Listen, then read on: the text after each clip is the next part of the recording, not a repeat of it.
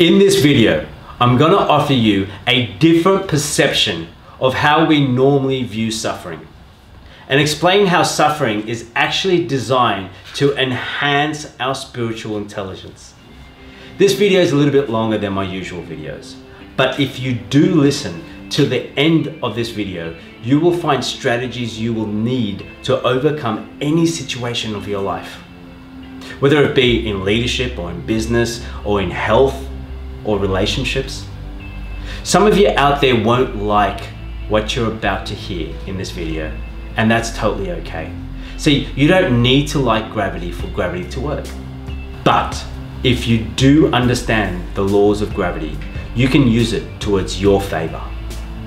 When the idea of this video first came to me, I resisted it. I really did not want to talk about this topic. I mean, why would anyone want to discuss or even listen to a heavy topic about suffering? Niro, what are you thinking?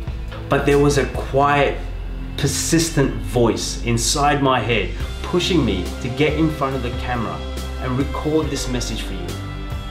This voice is what I refer to our spiritual intelligence. It's our first voice. This voice comes moments before our second voice. The second voice is our social programming, the voice of our ego, the voice of critical thinking, the voice that tells us stories why this is a stupid idea. I'll discuss more about this first voice in another video. For now, let's get back into understanding the purpose of suffering.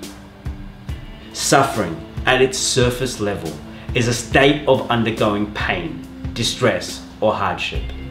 It comes in various forms like stress, depression, fear, anxiety, self-loathing.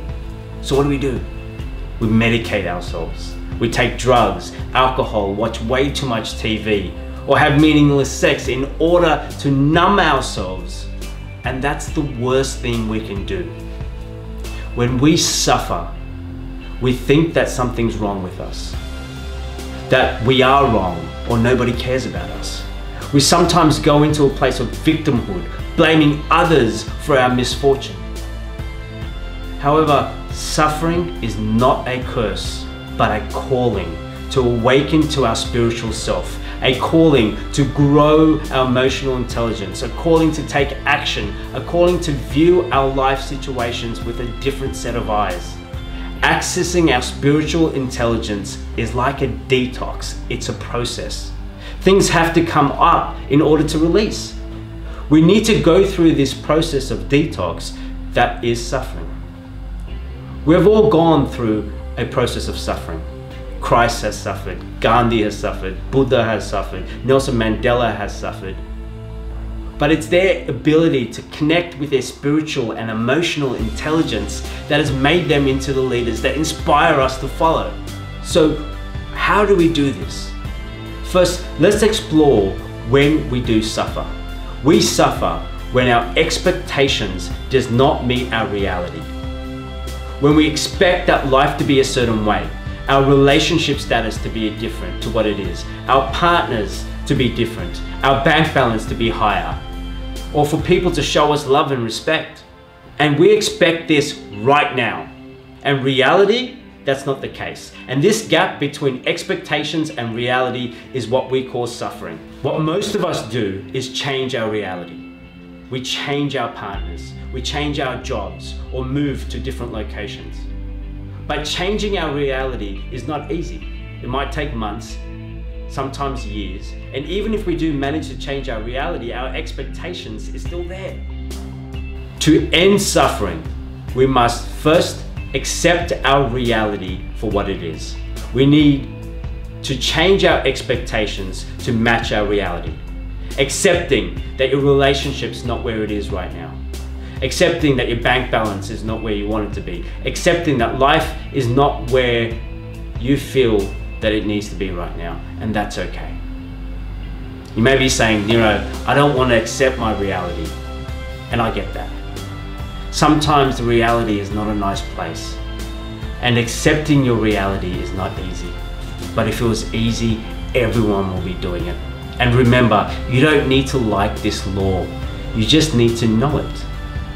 When we don't accept our reality, you end up playing the role of a victim. A victim is someone that blames others and situations for their suffering. Unfortunately, when we play the victim or the blame game, you give your power away to other people that want to see you fail. But here's the good news.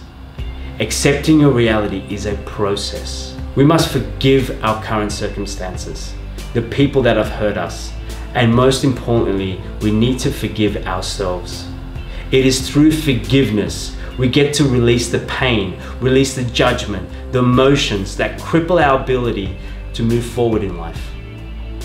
It is when we forgive, we release our current expectations and accept our reality. In other words, we see the world through a different set of eyes. Once we match our expectations to our reality, we can then future pace it. This is when we create a mission for our future, a mission for our life. Expectations is when we say, I want to have it now. It is my entitlement. This is taking full ownership to change our reality, to take our expectations of having it right now and making it into a future state.